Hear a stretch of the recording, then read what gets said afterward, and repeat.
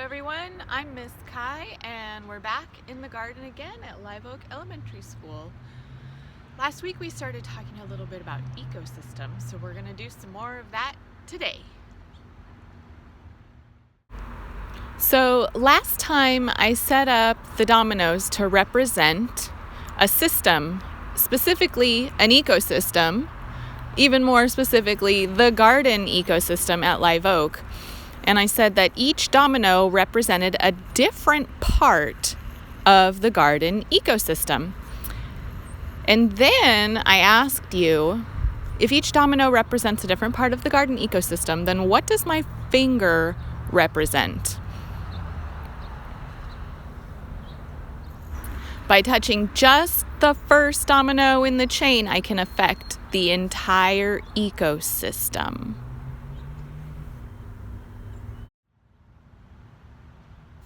This domino is going to represent my plant. So I'm going to put it right there. Woo! Stand up. And then I'll make another chain of dominoes behind it.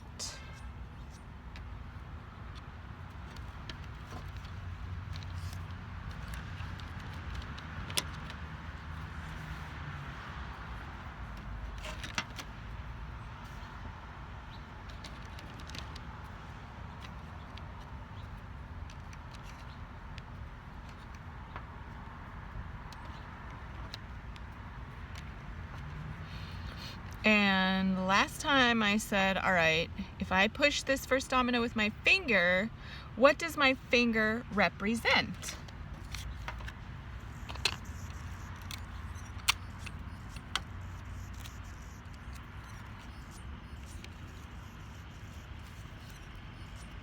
So today I'm going to say my finger is the sun. The sun is what gives this system, this ecosystem, energy. Right? Without the sun, would plants be able to grow? No! Remember when we learned about photosynthesis? So the sun's going to come along and give the plant energy to grow, which is going to get the whole ecosystem going.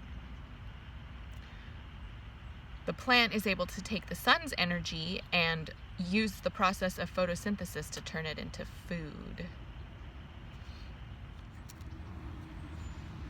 So in your journals, I want you to make a new page for today. For me, it's December 4th, but whatever day it is for you, that's what you're going to write in the corner. You're going to write ecosystems at the top, and then you're going to draw a sun. And you're going to write, the sun gives energy to plants. And I'm going to have you draw a little arrow and you'll put your plant there. And then you're going to write plants turn the energy into food. Then you're going to draw another arrow. And I want you to come up with, make a list of all the animals in the garden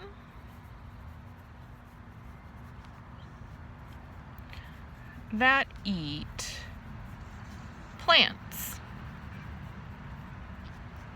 Now, when I say that eat plants, I mean that eat a plant part, right? Any animal that eats a root, a stem, a leaf, a flower, a fruit, or a seed is eating a plant part. So they're eating plants. So I want you to think about all the animals that we've been seeing in the garden lately. How many of them eat plants? And then you can make a list here and show me how many animals you think there are in the garden that eat plants. So now, just to kind of jog your memory and get you guys thinking about all the animals in the garden that eat plants, I want to show you some of the animals we've seen lately that I've shown you in the other videos to help give you ideas about the different animals that might be eating plants or plant parts in the garden.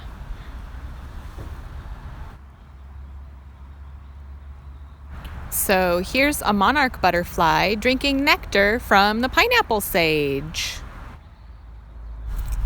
And a cabbage moth looks like it's drinking nectar from the lavender flowers. And a honeybee on the lavender flowers.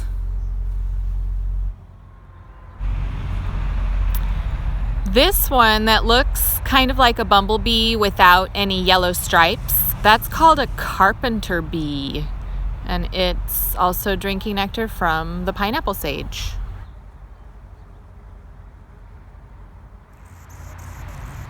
And here's a hummingbird sitting on top of the persimmon tree.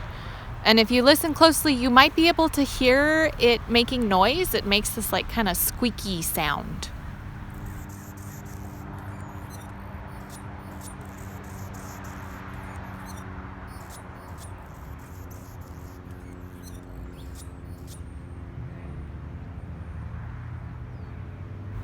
That was it. Super cool. We got to hear it.